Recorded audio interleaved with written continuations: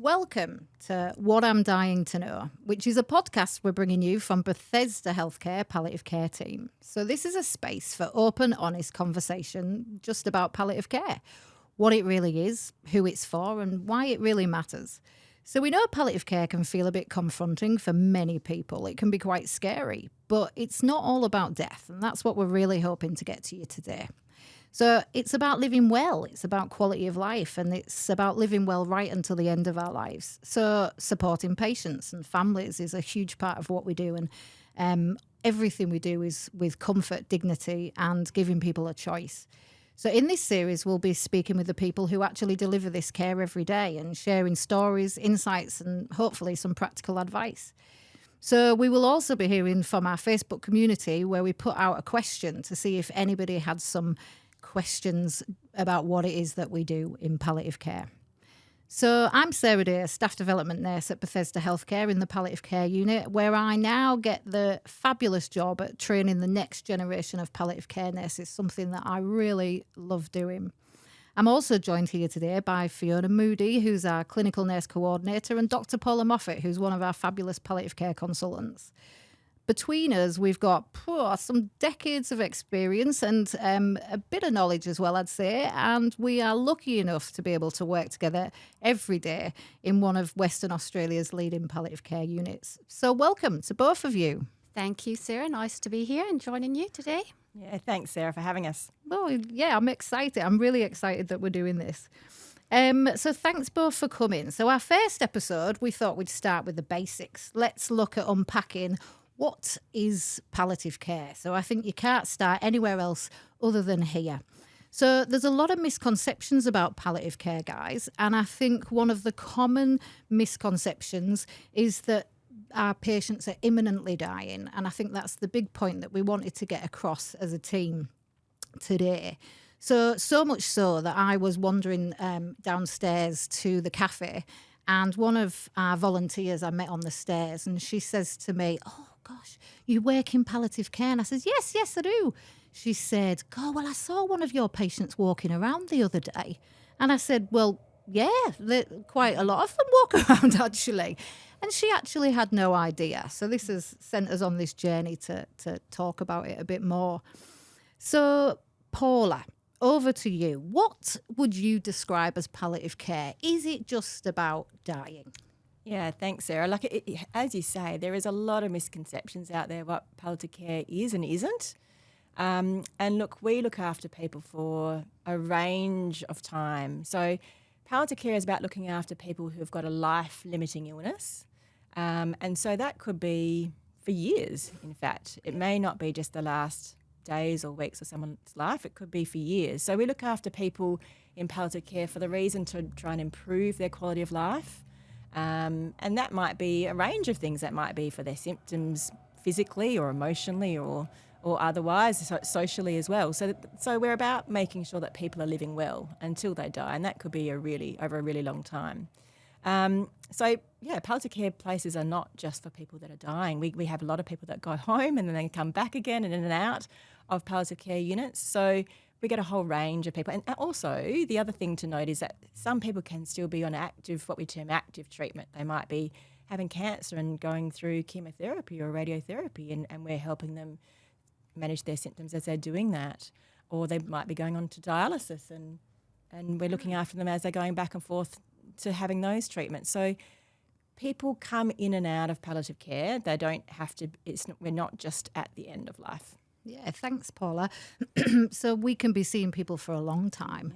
Yeah. I think that's a really good key point. Thank you. And quality of life, that's another big thing that we talk a lot about. Fiona, so what makes our unit a bit different then to, say, a general busy medical ward in one of the big hospitals? Well, how are we a bit different? Well, I think the key thing to know is that our focus is different. And it's about quality of life, as you've already mentioned. So when we get a new patient onto the ward, we try and make them feel as comfortable as they can, and encourage them to involve family members or primary carers in making them comfortable in decision making. We try and make it homely. So lots of patients bring in lovely photos. They put banners up. They put pictures up on the wall. At Christmas time, you'll often see Christmas trees up in different rooms. So it's about really getting to know that individual person. That's the key thing, and what their wishes are moving forward. It's a lot less busy in some ways in a big, busy hospital environment, but it's a place to feel safe and comfortable and more homely. There's a great team of nurses that are very highly skilled. We have a fabulous team of doctors. We've got social worker. We can also access physio and OT. And we also have a wonderful team of volunteers. So they offer lots of different things. They can go out and just have a chat with the patient if they're feeling lonely or needing some company. Offer hand, foot massage. It might be they want to go down to the garden. And there's a great garden down there that people can sit outside. We've also got a beautiful day room that people can use and look over the water. Sometimes you see the dolphins. Yeah, we do. And then we've got things like Reiki, the drinks trolley. That's a winner. Everyone likes to sometimes have a gin and tonic if they can in the evenings. The volunteers help with that. And we've also got Therapy Dog, which comes to visit us every week, who's a winner as well, Ziggy. So it's about being more homely and being a comfortable place to be. We can also encourage, help people if they want to try and get home again for a visit, whether that's with Wish Ambulance or another service. But yeah, it's about quality. Yeah, that's amazing. Thank you, Fiona. So I'd say very different to a busy general medical different. ward. And I think, I don't know if you guys agree, but that's why I feel pretty lucky that we get to work in this space every day. We have done weddings, we've done birthday parties, hung up fairy lights, dressed up as superheroes. I think that's quite a special. Yeah, and I think there's a lot of laughter and joy on the ward. Yes, it can be a very challenging time and people go through a lot of heartache, but there's lots of moments to celebrate and there's lots of joy as well. So I think that's the key thing. It's not the frightening place that you might perceive it to be. Yeah. It's actually a great place and it's a privilege to work in that space. Absolutely. And I just wanted to mention, we've also got the cuddle bed. So we can extend the bed. It makes a double bed and so everybody can get on the bed.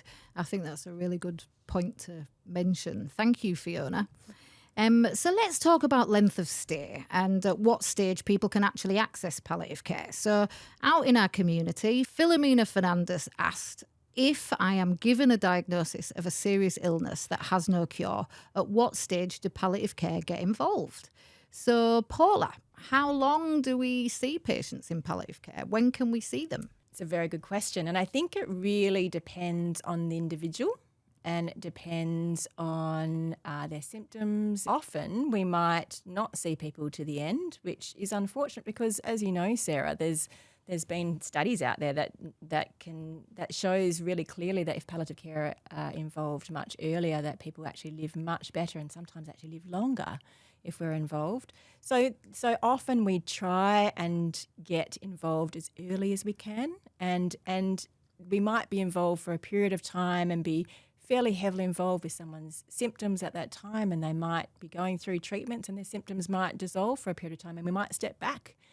And then again, we might be involved at a later date. So sometimes we're in and out of people's care. We try and meet them where they're at. It's very individual. But I think the long and the short of it is if someone has a life-limiting illness, the earlier involved, we get better results. Yeah, thank you, Paula. And Fiona, can you think of all the many patients that we've all seen over the years? Can you think of an example of a patient that was maybe with us for a couple of years? Yeah, definitely. I can remember one particular gentleman who at the time of referral to our service had been told he had a couple of months left to live. And 2 years later, he was still popping in for a visit, and that was really just to help with the symptom and pain. And each time we managed to get on top of that symptom with specialist palliative care input. And he went home and he had really good quality of life and had a fulfilling life and felt at ease when he came back to our unit each time. And we had the privilege of looking after him at the end, but he felt safe with us. And I think that's an amazing thing to be able to support someone over a prolonged period of time like that. Absolutely. Thanks, Fiona. Yeah, he he definitely got to know us very well, and I think he'd love a laugh and a joke with us, wouldn't he? Keep us on our toes, definitely.